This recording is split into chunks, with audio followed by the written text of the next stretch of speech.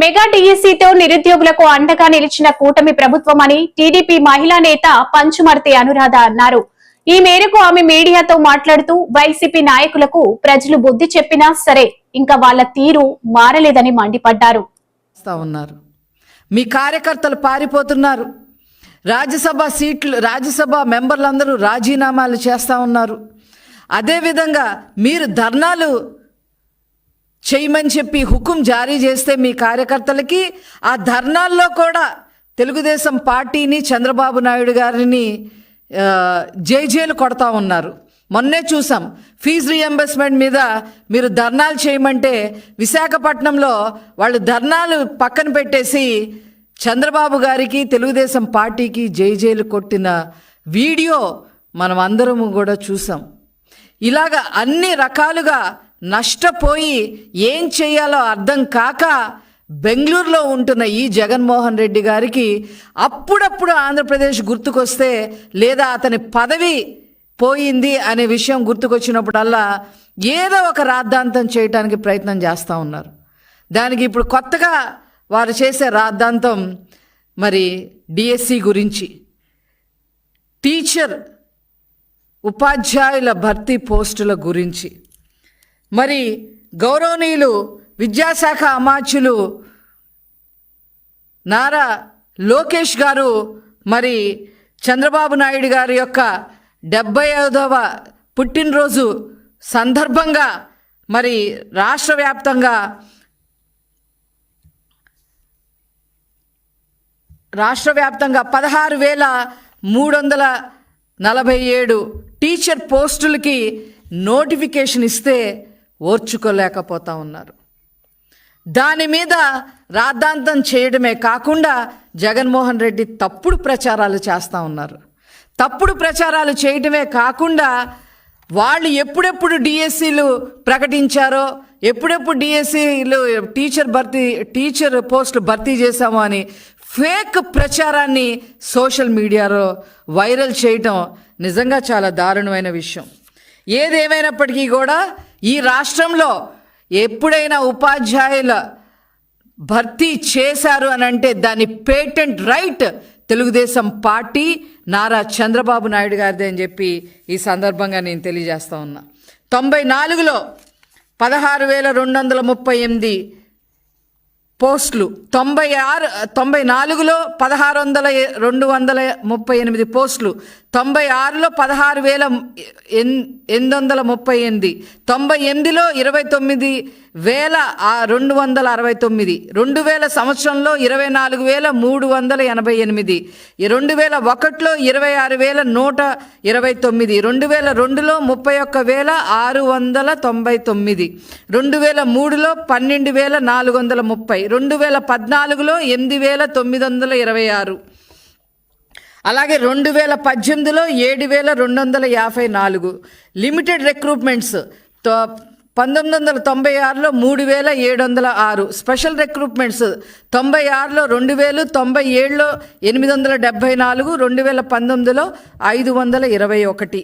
Grand total 1,80,272 పోస్టులు భర్తీ చేసిన ఘనత నారా చంద్రబాబు నాయుడు గారిది.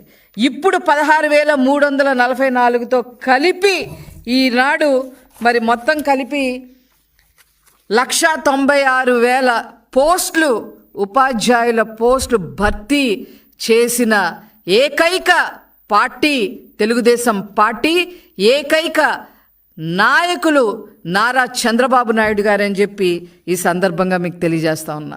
మీరేం చేశారండి మీ హయాంలో? టీచర్లు ఎంత హెరాస్ చేశారు మీరు? ఏ రకంగా మరి గౌరవప్రదమైన వృత్తుల్లో ఉన్న వారి చేత మద్యం దుకాణాలకి కాపలా పెట్టారు. తాగుబోతులందరూ లైన్లో నుంచోట్లేదంట మద్యం కొనుక్కోవడానికి. అందుకని మీరు అందరు లైన్లో పెట్టండి అని చెప్పి ఉపాధ్యాయులను తీసుకొచ్చి వాళ్ళకి అక్కడ బంట్రోత్తులుగా పెట్టిన హీన చరిత్ర వైసీపీ పార్టీ అనే విషయం ప్రజలందరికీ తెలుసు. కానీ వీళ్ళు మర్చిపోయారు, వైసీపీ వాళ్ళు మర్చిపోయారు. అదేవిధంగా వాళ్ళు ఉపాధ్యాయులు అనేవాళ్ళు విద్య చెప్పాలి, ఎడ్యుకేషన్ ఇవ్వాలి, రేపటి పౌరులుగా విద్యార్థులందరినీ తీర్చిదిద్దాల్సిన పరిస్థితి ఉంది. వాళ్ళ చేత బాత్రూములు కూడా కడిగించారు. సిఫార్సు బదిలీ పేరుతో 50 కోట్లు అక్రమాలు చేసి లాగేసుకున్నారు. కావాలని అంటే ఇవన్నీ చేయటం వల్ల ఉపాధ్యాయులు వాళ్ళకి నెగిటివ్గా ఉంటున్నారనే ఉద్దేశంతో ఎన్నికల విధుల నుంచి కావాలని తప్పించాలని కూడా ప్రయత్నం చేయటం జరిగింది. అంతేకాకుండా నోటు పుస్తకాలు తనిఖీ చేయట్లేదని టీచర్లపై ఒత్తిడి తీసుకురావడం జరిగింది. ఈ యాప్లని ఆ యాప్లని అవి భర్తీ చేయాలి, మీరు ఇవి రాయాలి, ఆన్లైన్లో ఇవన్నీ భర్తీ చేయాలని ఏవేవో ఇష్యూస్ అన్నీ భర్తీ చేయాలని చెప్పి 13 యాప్లు తీసుకొచ్చి ఉపాధ్యాయులకి నిద్ర లేకుండా చేసిన హీన చరిత్ర ఈ వైసీపీ పార్టీది, జగన్మోహన్ రెడ్డి గారిది అని చెప్పి ఈ సందర్భంగా తెలియజేస్తా ఉన్నా. మధ్యాహ్న భోజనం పథకం అమలు చేయటం చేతగాక టీచర్లని మీరు వండండి అని చెప్పారు వీళ్ళు. జగన్మోహన్ రెడ్డి గారు మీరా ఈరోజు ఉపాధ్యాయుల గురించి మాట్లాడుతూ ఉన్నారు.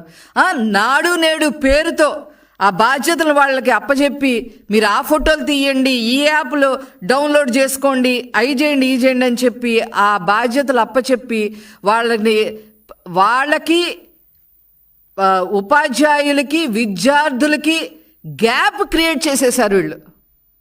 దానివల్ల 3వ స్థానంలో చంద్రబాబు నాయుడు గారు 2019లో దిగిపోయే నాటికి 3వ స్థానంలో విద్యా వ్యవస్థ ఉంటే జగన్మోహన్ రెడ్డి గారు దాన్ని 19వ స్థానానికి తీసుకొచ్చిన హీన చరిత్ర అయింది.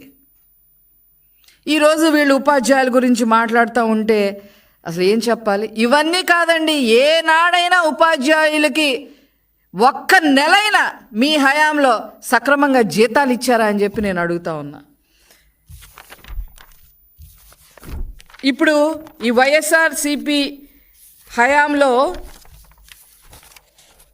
మేమేదో ఉపాధ్యాయులు భర్తీ చేశామని చెప్పి సోషల్ మీడియాలో ఇలా రాసుకుంటా ఉన్నారు. ఇది ఎంత ఫేక్ అంటే చెప్పటానికి మాటలు కూడా లేవు.